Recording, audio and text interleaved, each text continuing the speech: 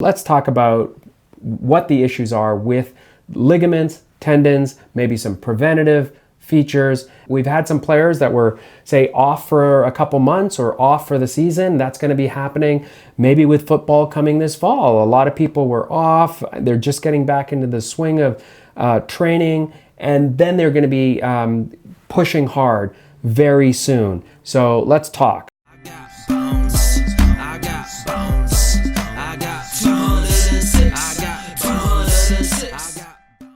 So I wanted to talk about ligament and tendon injuries, warm up, what are some of the things that we have to think about, because when it comes to injuries, I'm happy to fix you, but we've got the knee model. You've seen this before, all right? So, and we've talked about lots of things. We've talked about the ACL injuries, you've got patellar tendon injuries, all sorts of things.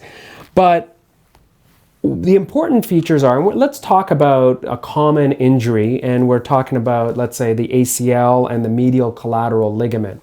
And when we have an ACL injury, that's coming right in here. It's one of the cruciate ligaments right in the front, and that is what prevents your knee from going forward and popping off.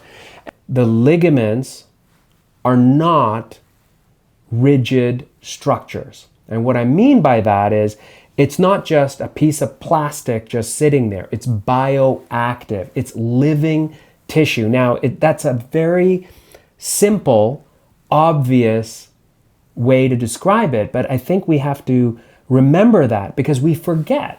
This isn't just a tissue that's sitting there that's preventing snapping. It's more than that. It's dynamic. It actually responds to behavior and motion. So let's take a worst case scenario, atrophy. You take a few weeks off from training, what happens? Your muscles shrink. Now it's pretty obvious for muscles, right? You see that your leg girth, your circumference is nowhere near as big as it should be. However, the same thing is true in ligaments and tendons. And it's not that the tendons become really big and bulky, but they become stronger and more elastic. Why are some athletes that are coming off into spring training after having some time off, what's happening? Well, one aspect of it is that maybe they haven't warmed up enough. Maybe they haven't trained enough, or they start pushing themselves too far.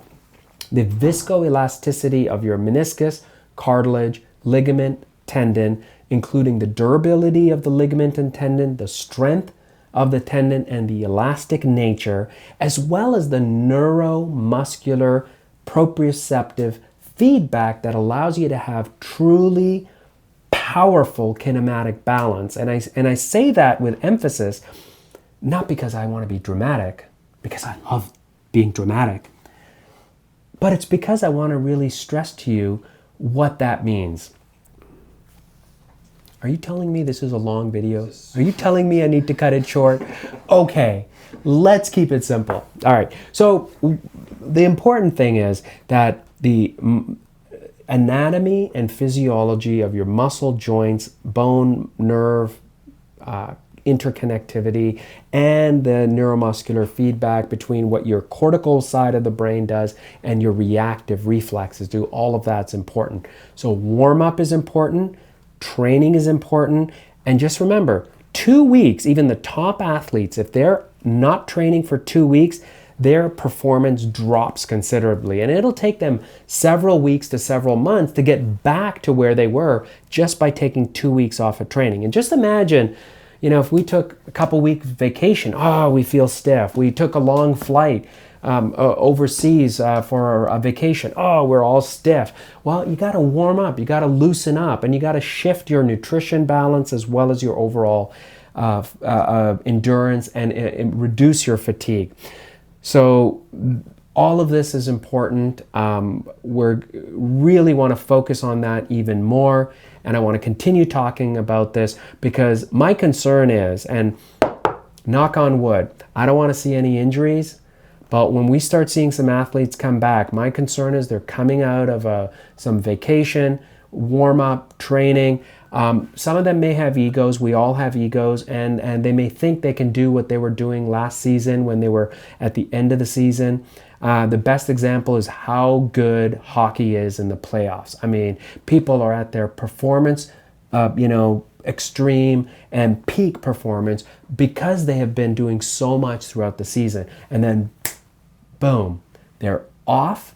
They take some time off. They need to recuperate. So your body not only needs to rejuvenate and recover and heal from all the injuries, but it also needs to retrain itself to get back into the game. So it's not just mental game, it's a neuromuscular coordinated effort to restore your kinematic balance, to regain your endurance in order to be a good athlete.